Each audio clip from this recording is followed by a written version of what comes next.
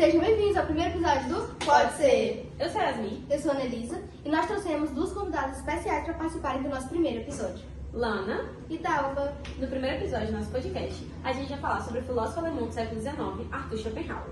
Ele nasceu em 22 de fevereiro de 1788 em Danzig, Polônia. Ele vinha de uma família de comerciantes muito ricas e influentes daquela época. E o pai dele queria que ele seguisse na mesma linhagem, na mesma carreira e se tornasse também um homem de negócios e comerciante. Só que ele decidiu fazer faculdade de filosofia. Annelise, é bom a gente lembrar que antes de ele ingressar na faculdade de filosofia, ele já tinha tentado fazer 3 faculdades antes, que foi a faculdade de comércio, medicina e de letras também. Só que ele só começou a fazer elas, ele não terminou. Aí ele foi para a faculdade de filosofia, que foi onde ele meio que se encontrou. Entendi. É muito importante esse ponto que tu deu aí, que foi mais ou menos nesse contexto que ele desistiu também da área da filosofia. Mas na época dizem que ele era um cara com personalidade muito difícil, ele odiava tudo e todos da época, principalmente os filósofos, em especial Hegel. Que Hegel ele dava aula no mesmo horário e também fazia parte da mesma faculdade que Arthur Schopenhauer. Só que aí, na sala de Arthur, ficava totalmente vazia, na de Hegel lotada. Aí com esse mico, com essa humilhação toda, por ele ser trocado, né, nessa parte de profissão, e aí ele desistiu e ficou sozinho em casa, recluso, escrevendo na própria casa dele e nunca mais deu aula. O que faz sentido ele ser uma pessoa... Faz sentido ele não ter tido alunos, porque ele é uma pessoa fria, uma pessoa rancorosa e ignorante. Então, tipo, ninguém vai querer dar aula com um professor desse jeito. Eu mesma como aluna, eu sabendo que o professor é uma pessoa assim, ignorante, meio ranzinza, eu não queria tirar dúvida com um professor desse, porque vai lá, eu vou tirar uma dúvida com ele e em meio à sala todinha ele vai me responder com ignorância, eu ia ficar muito constrangida. Exatamente. E faz até sentido, assim, talvez tenha alguma conexão. Os pais dele queriam que ele fosse comerciante, só que ele decidiu fazer filosofia, uma área totalmente diferente da do comércio. Aí talvez os pais dele não aceitaram e também ele pode ter dado falsas esperanças para os pais dele, porque ele começou a faculdade de comércio, mas acabou desistindo e foi para uma área totalmente diferente. Aí talvez os pais dele, tipo assim, não apoiaram ele ficou mais rancoroso, mais recluso, sozinho na dele, e acabou se tornando esse homem totalmente... E ele até meio que tentou também, tipo, não voltar pra área do comércio, mas tipo assim, se eu tenho uma área mais renomada, que foi a medicina, porque na medicina naquela época, né, medicina e, se não me engano, a advocacia eram as faculdades assim, da época, de você ser chamado de doutora, a coisa mais incrível do mundo. E filosofia também, eu creio que pela época não era muito valorizada, assim. Sim. E outra curiosidade sobre o Arthur, que após a epidemia de cólera, né, em 1831 se mudou para Frankfurt, em Alemanha, e onde foi isolado e sustentado pela herança deixada pelo seu pai. E também ele alcançou conhecimento tardio e influenciou artistas e pensadores, e um deles é Machado de Assis. E ele só foi reconhecido aos 63 anos. O pai, nessa parte da herança do pai dele, o pai dele morreu em 1805 e aí ele morreu com 72 anos. Então ele teve um longo tempo ainda com a herança do pai, já que ele não estava dando mais aula, então ele estava vivendo uma vida acho que até boa, até porque os pais dele tinham bastante dinheiro, então faz sentido ele ter desistido da faculdade, faz sentido assim, ele ter desistido da faculdade sem se preocupar com o dinheiro, até porque os pais dele como tinham, aí o pai dele morreu e ele ficou vivendo da herança do pai dele lá. E dá pra gente perceber que os pais dele eram assim, uns pais muito, como é que se diz, gananciosos, porque tipo isso de ele, mesmo depois que o pai dele morreu, ele ficou sem trabalhar e tudo mais na dele, ele não precisava trabalhar e ele conseguia ter uma vida estabilizada. Aí dá pra ver que os pais dele eram pessoas assim bem de vida financeira.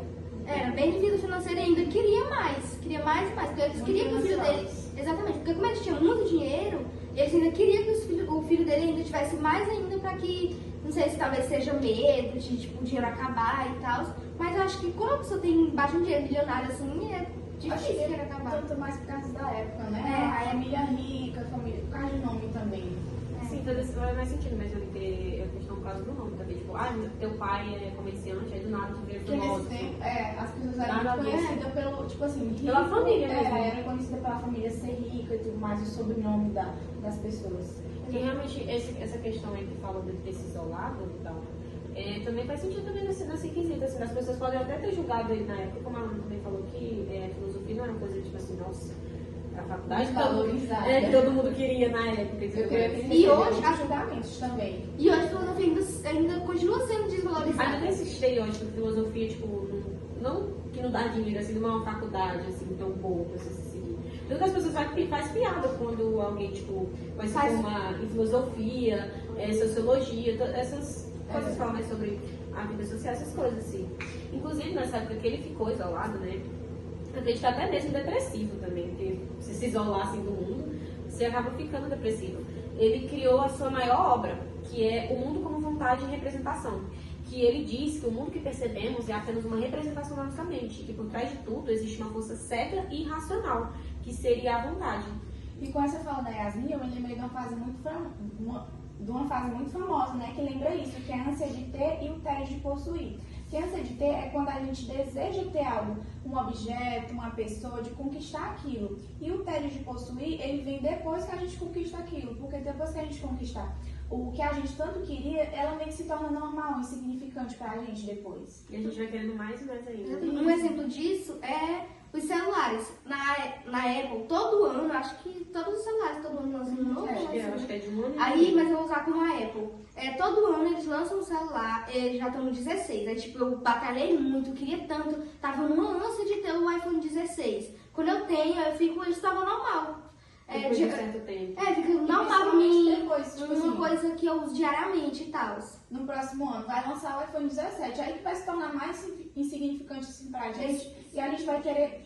Eu tô tentando procurar o iPhone 17 e eu vou estar com 16. Aí já vai estar, tipo assim, aí todo mundo com 17, todos os ricos, né? Todo com, com 17 e você com 16. Aí você já não vai mais tá com tanta vontade, aquele desejo de ter o seu 16, porque já lançou o 17, aí você vai batalhar novamente pra ter o 17. Só que aí. Ano que vem vai lançar o 18. Aí você vai ficar sempre nesse ciclo sem fim, porque, tipo assim, eu particularmente, se eu comprar o 16 agora, eu vou passar o resto da minha vida com ele, porque eu não vou ter dinheiro pra ficar, pra ficar com ele, comprando um novo celular toda vez que lança. Aí isso causa um tédio na gente.